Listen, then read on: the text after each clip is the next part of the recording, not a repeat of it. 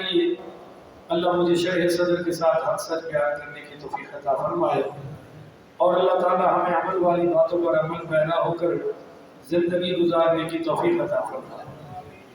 یہ حدیث جو آپ کی خدمت میں پیش کرنے لگا ہوں، یہ بہت ساری کتب حدیث میں ہے، کچھ الفاظ مختلف ہیں۔ عبداللہ بن عمر سے، عبداللہ بن عمر بن العاص سے مروی ہے، حضرت انس سے مروی ہے۔ اس کو امام حاکم نے مستدرک الحاکم پہلی جلد حدیث نمبر 253 میں نقل کیا ہے، اور حدیث نمبر 137 بھی ہے۔ اسی طرح سوء المجاورہ، برے پڑوسی کے اضافہ بھی آیا ہے، اور سوء الخلق کے اضافے کے ساتھ دوسرے محدثین نے اس کو نقل کیا ہے۔ اور میں نے عرض کیا کہ بہت ساری کتب حدیث میں یہ حدیث موجود ہے۔ مثلا امام ابن ابی شیبہ نے اپنی مصنف ابن ابی شیبہ میں حدیث نمبر 38703 ہے نقل کیا ہے، اور امام دہلوی نے نقل کیا ہے فردوس میں، ابو نعیم نے ہلیۃ الاولیاء میں نقل کیا ہے، امام طبرانی نے المعجم الاوسط میں نقل کیا ہے، اور بھی بہت ساری کتب حدیث میں ہے۔ اب آپ حدیث پاک سماعت فرمائیے کہ سرکار دو عالم پڑھیے، ماشاءاللہ زور سے پڑھیں، صلی اللہ علیہ وآلہ وسلم نے فرمایا کہ من اشراط الساعۃ الفحش والتفحش وقطيعة الرحم وتخوين الأمين وإيتمان الخائن۔ ترجمہ سنیے، سرکار دو عالم صلی اللہ علیہ وسلم نے فرمایا کہ قیامت کی خاص علامات میں سے یہ ہے کہ بدکاری عام ہو جائے گی۔ بولو جی، بدکاری عام ہو جائے گی۔ یہ سرکار دو عالم صلی اللہ علیہ وسلم نے الفحش فرمایا، اور فرمایا والتفحش، اور بد زبانی عام ہو جائے گی، وقطیعۃ الرحم، اور قطع رحمی، رشتوں کو توڑنا، جملہ پورا کرے نا، عام ہو جائے گا، وتخوین الامین، اور امانت دار کو خیانت دار سمجھا جائے گا، خائن سمجھا جائے گا، وَإِيتِمَانُ الْخَائِنِ، اور خائن کو امانت دار سمجھا جائے گا۔ تو یہ قیامت کی بری نشانیوں میں سے ایک نشانی ہے۔ تو نبی کریم پڑھیے صلی اللہ علیہ وآلہ وسلم نے جو پہلی چیز بیان فرمائی وہ ہے فحش، تفحش۔ فحش کے معنی ہے زیادتی، حد سے تجاوز کرنا۔ پھر یہ بد زبانی، بد کلامی، گالی گلوچ کے معنی میں استعمال ہونے لگا، اور تفحش بھی اسی سے لفظ بنا ہے، اس سے مراد بھی بے حیائی دی جاتی ہے۔ امام نووی رحمۃ اللہ علیہ نے، امام نووی رحمۃ اللہ علیہ نے شرح مسلم میں قاضی ایاز رحمۃ اللہ علیہ کا فرمان نقل کیا ہے۔ وہ فرماتے ہیں کہ فحش کی اصل زیادتی اور حد سے نکل جانا ہے۔ طبرانی، امام طبری رحمۃ اللہ علیہ نے فرمایا کہ فاحش بد زبان کو کہتے ہیں، اور متفاحش بے حیائی کے کام کرنے والے کو کہتے ہیں۔ اور بعض علماء نے فرمایا کہ فاحش وہ ہے کہ جس کی فطرت یہ ہے کہ وہ نامناسب کلام کرتا ہے، اچھا بول سکتا، ایسے بندوں کو دور سے لوگ دیکھ کر کہتے ہیں لو جی ہن محفل بھی خیر ہے، کیونکہ انہیں چنگا بولنا ہے ہی نہیں، بلکہ اس کے آگے اچھی بات کرو اس کو بھی الٹی بنا کر پیش کرے گا، کیونکہ اس میں حیا ہوتی نہیں ہے۔ اور متفاحش اس کو کہتے ہیں کہ جو بے حیا ہوتا تو نہیں، پر کبھی کبھی اس سے بھی بے حیائی کے کام ہو جاتے ہیں۔ پر قرب قیامت یہ چیز عام ہو جائے گی، ہر بندہ بد کلامی کرے گا، گالیاں بکے گا، اور فحاشی بولے گا، اور ایسی ایسی گندی باتیں کرے گا کہ الامان والحفیظ۔ اور اگر آپ اس فحش کو، فحاشی بدکاری کے معنی میں لے لے تو میرے نبی کریم رؤوف الرحیم پڑھیے صلی اللہ علیہ وسلم. اس کی آواز تھوڑی آہستہ کرے. آپ صلی اللہ علیہ وآلہ وسلم نے فرمایا کہ زنا میری امت میں اتنا پھیلے گا. توجہ سے سنیے گا. فرمایا تسبیح نہ پڑھے, توجہ سے سنیے, ساری تسبیح بند کر دیں. فرمایا کہ میری امت پہ اتنا زنا غالب ہوگا کہ برسر سڑک چلتے ہوئے روڈ پر سر عام مرد اور عورت بدکاری کریں گے اور کوئی روکنے والا نہیں ہوگا. اس کی ابتدا ہو چکی ہے.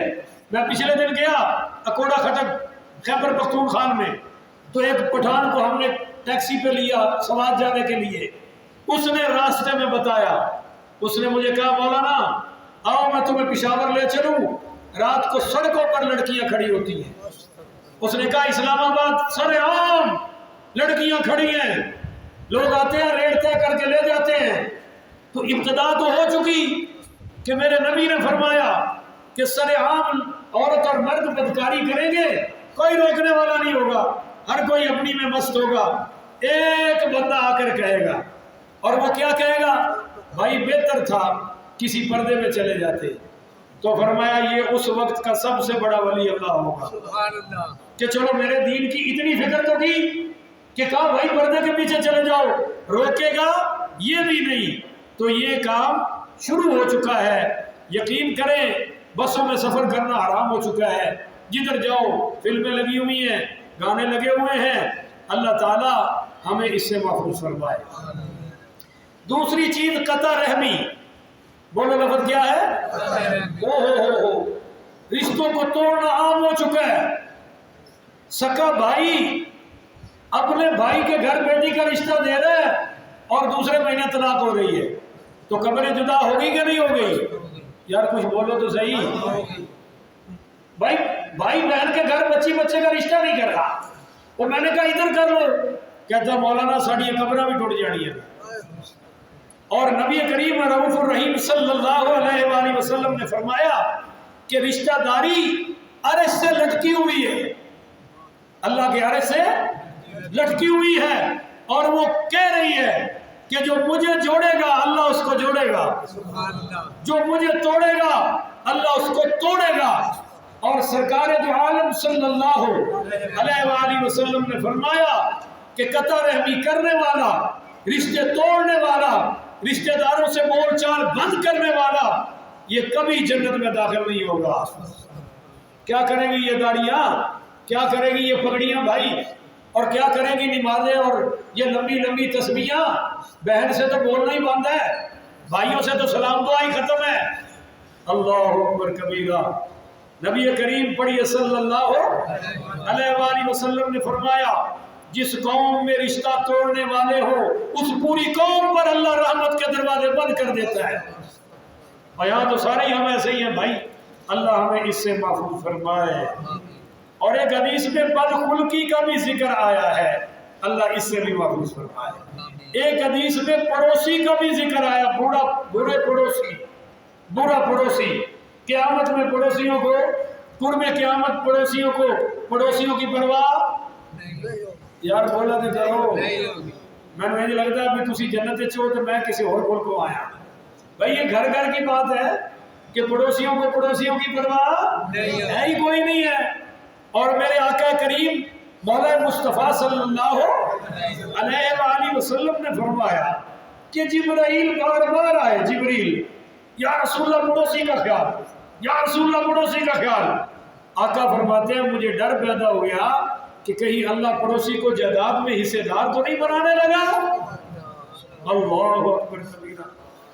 اچھا ایک حدیث میں آپ نے فرمایا وعول وتحوت. سن رہے ہیں, اس حدیث کے حضرت ابو ہریرہ بھی راوی ہیں اور سیدنا عبداللہ ابن مسعود بھی راوی ہیں. تو صحابہ نے پوچھا یا رسول اللہ یہ وعول اور تحوت کون ہے, یہ کیا ہے جو آپ فرما رہے ہیں کہ وعول کا ظہور ہوگا, تحوت کا ظہور ہوگا. تو نبی کریم رؤوف الرحیم پڑھیے صلی اللہ علیہ وآلہ وسلم نے فرمایا کہ قرب قیامت شریف لوگ دنیا سے چلے جائیں گے اور کمی لوگ غالب آ جائیں گے. کمی سردار بن جائیں گے. کو سمجھ آئی ہے کہ نہیں؟ ہاں جی، چودھرائے ختم ہو جائے گی. شریف چودھریوں کی بات کر رہا ہوں. ہر کوئی کہے گا میں چودھری ہوں. بڑے بڑے گھر ہو جائیں گے، بڑے بڑی گاڑیاں ہو جائیں گی، اور کوئی بھی اپنے آپ کو کمی کہنے کو تیار ہے. کمی گناہ ختم ہو جائے گا. پر حضور فرماتے کمی سے مراد جن کی عادتیں کمینوں والی ہے. میں برادری بیس پہ بات نہیں کر رہا بھائی. جن کی عادتیں گھٹیا ہیں یہ لوگ غالب آئیں گے اور شریف لوگ دنیا سے ختم ہو جائیں گے. پھر لوگ انہی سے فیصلے کروایا کریں گے. اب جب کمینے اور ذلیل سردار ہوں گے تو پھر سوچیے انجام کیا ہوگا. تو یہ بھی آپ نے قیامت کی نشانیوں میں سے ایک بری نشانی بیان کی ہے. آج آپ دیکھ لیں کہ کمینے لوگ مدارس پر مسلط ہیں، مسجدوں پر مسلط ہیں. جو پکے درجے کے شرابی، زانی، جواری، سود خور، وہ بھی مدرسوں پہ راج کر رہے ہیں، وہ بھی مساجد پہ سرداریاں کر رہے ہیں. حالانکہ اللہ نے قرآن میں کہا ہے کہ مساجد مدارس وہ چلائیں جو اللہ سے ڈرنے والے ہیں اور جن کے دلوں میں اللہ کا خوف ہی نہیں. وہ بدماش مسجد میں آ کے بھی بدماشی کرے گا، مدرسے میں بھی بدماشی کرے گا، جو ہے ہی بدماش ہے. تو فرمایا ان بدماشوں کا، ان کمینوں کا قرب قیامت غلبہ ہوگا. شریف لوگ ڈھونڈنے سے بھی. اور اسی دور کے بارے میں سرکار دو عالم پڑھیے صلی اللہ علیہ وآلہ وسلم نے فرمایا کہ 100 اونٹوں کے بارے میں سے سواری کے کون سا اونٹ قابل ہے. جس طرح یہ ڈھونڈنا مشکل ہوتا ہے، اسی طرح میری سنت پہ عمل مشکل ہو جائے گا. شریف آدمی کا تلاش کرنا اس کے میرے پاس اتنے تجربے ہیں، میں بیان کروں 10 جلدیں لکھی جا سکتی ہیں. حیران ہوں گے. 15 دن میری گاڑی ورکشاپ پہ کھڑی رہی ہے، 65,000 اس نے لے لیا اور گاڑی کا نقص دور ہے. اور میں نے آج اس کو کہا حلال کھا رہے ہو تم، اولاد کو حلال کھلا رہے ہو. پردہ کروانا ہے مکان کا. مستری صاحب 5 وقت کے نمازی، میرے ہاتھ چومنے والے، میرا ہی مقتدی، اور 14 دن لگائے. 3 دن کا کام تھا، 14 دن لگائے. میں نے کہا یہ حلال کی کمائی ہے، ابھی بھی تم مزدور ہو. آج میں ایک مکینک سے کہہ رہا تھا ورکشاپ میں کہ بھائی مجھے تو فیصلہ کرنا مشکل ہو گیا کہ یہ چھوٹے چھوٹے کاروباری بڑے چور ہیں یا اسلام آباد والے بڑے چور ہیں. فیصلہ کرنا مشکل ہو گیا کہ جس کو چھیڑو اس کا چھڑا تیز ہے. نہ حاجی معاف کر رہے نہ مولوی نہ پیر، بس جس کا داغ ہی لگا وہ شریف ہے، اور جس کا چک پہ گیا ساڑی خیر ہے. تو یہ قرب قیامت ظہور ہوگا. اس لیے میں یہ حدیثیں بیان کر رہا ہوں کہ اللہ مجھے اور آپ کو ان بدعمالیوں سے محفوظ فرما دے. آپ اپنی اولاد کو بھی ان دروس میں لایا کریں، ان محفلوں میں لایا کریں، ان مجالس میں بٹھایا کریں، تاکہ ان کو علم آ جائے کہ یہ باتیں اچھی نہیں ہے. اللہ تعالی ہمیں اس سے محفوظ فرمائے. اچھی کہو نا بیان میں کرنا، آواز تھوڑی نہیں نکلتی، تھک تسی جاندے ہو. تو یا اللہ ہمیں ان ساری برائیوں سے محفوظ فرما اور ساری اچھائیوں پر عمل کی توفیق عطا فرما. آخر دعوانا ان الحمدللہ رب العالمین.